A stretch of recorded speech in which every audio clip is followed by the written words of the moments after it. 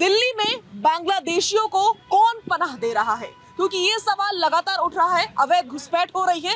ताजा मामला है कि फर्जी वोटर कार्ड्स, साथ ही साथ फर्जी आधार कार्ड्स पकड़े गए हैं। तो कौन है जो पनाह दे रहा है या किसकी शय पर पनाह दी जा रही है? बीजेपी वालों ने रोहिंग्या को पूरे देश में बसाया है। ये खाली दिल्ली की बात नहीं है। दिल्ली में तो इनके जो मंत्री हैं हरदीप पुरी जी, मैं कागज़ अपने साथ लेके आया हूँ। इन्होंने अपने ऑन रिकॉर्ड बोला, ये उनका ट्वीट है हरदीप पुरी साहब का, जिसमें इन्होंने ऑन रिकॉर्ड बोला है कि दिल्ली के बक्करवाला में ये दिल्ली के लोगों के हिस्से में जो फ्लैट आने थे वो दिल्ली के लोगों की बजाय ये रोहिंग्या को देंगे। ये बीजेपी के मंत्री का ट्वीट है, ठीक है। तो ये इसी तरीके से अगर जब झारखंड में चुनाव था तब भी बीजेपी के लोगों ने वहाँ जाके बोला कि यहाँ पे भी रोहिंग्या बसे हुए हैं। तो पूरे देश में ये बीजेपी वाले जगह जगह जाके रोहिंग्या को बसा रहे हैं। मैं इसके पीछे एक बड़ी साजिश है, उसके बारे में भी आपका ध्यान थोड़ा खींचना चाहूँगा। ये कर क्या रहे हैं कि रोहिंग्या के बहाने इन्होंने बहुत सारे लोगों के वोट कटवाने शुरू कर दिए। पूर्वांचली हमारे जो भाई हैं जो 40-40 साल से दिल्ली में रह के यहाँ पे मेहनत करते हैं, यहाँ पे दिल्ली को जिन्होंने बनाया है, उन पूर्वांचलियों के इन्होंने वोट कटवाने शुरू कर दिया और उनको रोहिंग्या बोलना शुरू कर दिया। तो कर क्या रहे हैं कि थोड़े से रोहिंग्या तो इनने खुद बसा दिए, इनको पता है इनने कहाँ बसाए हैं, इनके मंत्रियों ने बसाए हैं, और उनका नाम लेके ये वोट कटवा रहे हैं पूर्वांचलियों के। ठीक है, आप एक तरफ आप हमलावर हैं पूरे तरीके से, बीजेपी भी हमलावर है, लेकिन बीजेपी खास करके दिल्ली को लेकर बोल रही है कि दिल्ली में ये जो फर्जी वोटर आईडी कार्ड्स बन रहे हैं, क्योंकि इलेक्शन है, आधार कार्ड बन रहे हैं, तो इसमें आपका हाथ है। वोटर आईडी बनाने का काम भी किसका है? इलेक्शन कमीशन का है। इलेक्शन कमीशन तो इंडिपेंडेंट बॉडी है ना। Election commission voter ID card बनाता है। आम आदमी पार्टी का तो कोई लेना देना नहीं है। आम आदमी पार्टी ने तो एक कदम और काम किया है इसमें। कल अगर आप हमारी सरकार का नोटिफिकेशन देखें तो मुख्यमंत्री जी ने एक नोटिफिकेशन निकलवाया है कि दिल्ली के जो स्कूल हैं उसमें कोई भी रोहिंग्या दिल्ली वाले का हक नहीं खाएगा। तो उन्होंने कहा है कि स्कूल इसको वेरीफाई करें और किसी सिर्फ दिल्ली के लोगों को उसमें एडमिशन दिए जाएँ। तो ठीक है, सरकार तो पूरी तरीके से इस पर चौकस है। जी, आऊंगी मैं आपके पास एक बार। नीतीश शर्मा जी, ये क्या हो रहा है?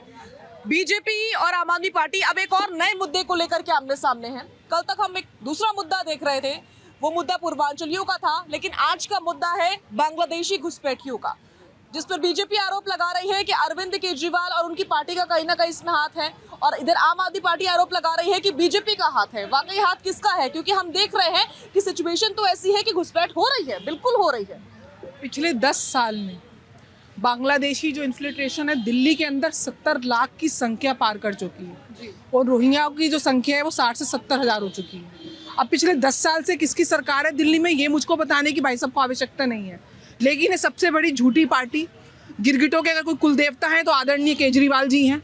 कब कैसे कैसे रंग बदलते हैं, रोहिंग्या को किस तरीके से बांग्लादेशियों के फेक आधार कार्ड 20-20 रुपए में, आज ही 11 लोगों का गुट जो पकड़ा गया है उसमें 5 बांग्लादेशी हैं, और 20-20 रुपए में बर्थ सर्टिफिकेट फर्जी बनाए गए, उसके बाद आधार कार्ड मंगाया गया, पानी का टैंकर उनके घर तक बुलाया गया, फ्री की बिजली का बल्ब लगाया गया, फ्री की टिकटें उनकी बेटियों को रोड की बांटी गई कि आप डीटीसी का सफर करिए, और वोट बैंक का साधने के लिए कराया गया। 70 लाख का मतलब है शाजिया जी, दिल्ली में 70 सीटें हैं, तो ऑन एन एवरेज 10,000 वोट्स एक कॉन्स्टिट्यूएंसी में केजरीवाल को पड़ रहे हैं। दिल्ली में 10 साल से बीजेपी की तो सरकार आई नहीं, तो वो क्यों बसाएगी? वो तो उन लोगों को बसाएगी ना जो उनको वोट देंगे। नीतीश जी, लेकिन बांग्लादेशियों की समस्या सिर्फ दिल्ली में नहीं है ना, पूरे देश में है। अलग अलग कोनों में ये बांग्लादेशी भर रहे हैं। हाँ, वो कैसे? आप ये इसलिए भर रहे हैं, बांग्लादेश बॉर्डर पे किसका बंगाल में कहाँ किसकी सरकार है? टीएमसी की सरकार है।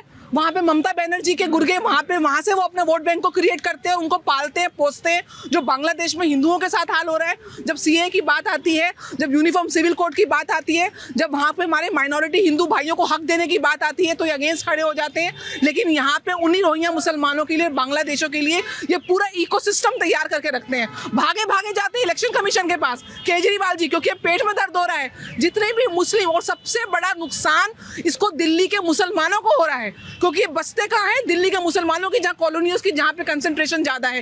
दंड नगरी का इलाका है, सीमापुरी का इलाका है, आज कालिंदी कुंड से लेकर आए हैं। ये पूरी तरीके से दिल्ली के मुसलमानों का हक खा रहे हैं, दिल्ली की जनता का हक खा रहे हैं, केवल एक वोट बैंक को साधने के लिए। केजरीवाल जी ने इनको जगह जगह बसाया, यमुना के किनारे बसाया, कहते थे कि यमुना को साफ करेंगे, वेनिस बनाएंगे, यमुना में गोते लगाएंगे। 10 साल से गोते तो यमुना में नहीं लगा पाए, लेकिन यमुना में जाकर इतना ज्यादा पॉल्यूशन क्रिएट कर दिया। तो पूर्ण रूप से वोट बैंक की राजनीति को साधने के लिए आम आदमी पार्टी के जो अमरतुल्ला खान हैं, उनके द्वारा उनके गुर्गे इन लोगों को बसा रहे हैं फेक डॉक्यूमेंट्स के साथ, और अपने वोट बैंक को क्रिएट करने का। ठीक है, ठीक है। जिंदगी में आम आदमी पार्टी लगातार 10 साल से कर रही है। ठीक है, ठीक है, ठीक है। तो बांग्लादेशी घुसपैठियों को लेकर के जो मुद्दा है लगातार गर्माता जा रहा है, लोगों में भी गुस्सा है। लोगों में गुस्सा क्यों ना हो, लोगों का कहना है कि हमारा जो हक है, जिन चीजों पर, जिन संसाधनों पर हमारा अधिकार है, वो छिन जाता है इसके जरिए। तो लोगों में गुस्सा हो तो क्यों ना हो। हाजी नाजिम साहब प्लीज जरा आगे आइए, और इसको आप किस तरीके से देखते हैं? बीजेपी और आम आदमी पार्टी की यूं तो सीधी सीधी लड़ाई है, लेकिन यहाँ पर आम जनता का भी तो हक मारा जा रहा है। घुसपैठिए किसी भी देश से आए हो, लेकिन जनता का हक मारा जाता है इसकी वजह से। साजिया जी, क्या घुसपैठिया वाकई में भारत के अंदर आ गए हैं?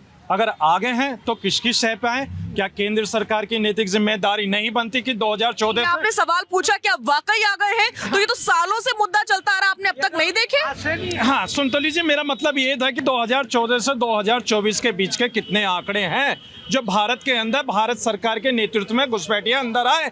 अगर आए हैं तो इसका मतलब यह हमारी सुरक्षा एजेंसी पर सवालिया निशान लगाने की कोशिश करी गई है। मेरा असल मकसद यह है। लेकिन मैं ये कहना चाहता हूँ, जिस तरीके से घुसपैठियों के बारे में बार बार बात करी जा रही है, अब वोटर आईडी की बात करी जा रही है। अभी मेरे भाई ने कहा कि इलेक्शन कमिश्नर है, उसकी ऑन ड्यूटी होती है वो चेक करने की कि किसको देना किसको नहीं। सारी वेरिफिकेशन होने के बाद तभी उसके वोटर आईडी कार्ड बनता है। लेकिन यहाँ पर सिर्फ और सिर्फ एक कम्युनिटी को, जिस तरीके से अभी जो निधि जी इनके मुंह पे एक शब्द आया था, मुसलमान। भाई मुसलमानों से आप लोगों को बड़ी मोहब्बत है कि अरे नहीं होनी चाहिए, नहीं होनी चाहिए। हमारे देश के मुसलमानों का हक खा रहे हैं आप लोग। नहीं होनी चाहिए मोहब्बत। सुन लीजिए निधि जी, आपको है ना बीपी की दवाई ले लेनी चाहिए, शायद मुझे लगता है। सुन लीजिए, अरे हाजी नाजिम की बातों से आपका बीपी भी बढ़ जाएगा, बीपी भी बढ़ जाएगा और दर्द भी चालू हो जाता है। दवाई लेके बात करें। और सुन लीजिए, अब मैंने इसलिए कहा कि मुसलमानों से बेइंतहा मोहब्बत क्यों है, क्योंकि बगैर मुसलमानों के भारत के अंदर कहीं भी राजनीति नहीं हो सकती। मुझे अबुल कलाम आजाद साहब के वो सुनहरी शब्द याद आ जाते हैं जो कहते हैं कि ए मुसलमानों के भारत के बेहतर मुस्तकबिल के फैसले बिना तुम्हारे नहीं हो सकते। तो आज देख लीजिए, जहां पर भी जाए तो वहां पर उस तरीके की बात होती है। घुसपैठियों के नाम पर सिर्फ और सिर्फ एक कम्युनिटी को टारगेट किया जाता है। टारगेट कैसे हो रहा है? हाजी नाजिम साहब, मेरा सीधा सवाल आपसे ये है कि अगर अवैध तरीके से घुसपैठिए घुसते हैं और वो मुस्लिम नेम से उनके वोटर आईडी कार्ड या आधार कार्ड बनते हैं, तो मुसलमानों का ही तो हक छीना जा रहा है ना। जो सुविधाएं दिल्ली के मुसलमान को मिलनी चाहिए या फिर भारत के मुसलमान को मिलनी चाहिए, वो घुसपैठियों को मिल रही है। ये सवाल उठ रहा है। तो इसमें नफरत और मोहब्बत की बात कहाँ है? यहाँ पर तो हक इंसाफ की बात हो रही है। हाँ देखिए साजिद जी, इसका फैसला कौन करेगा?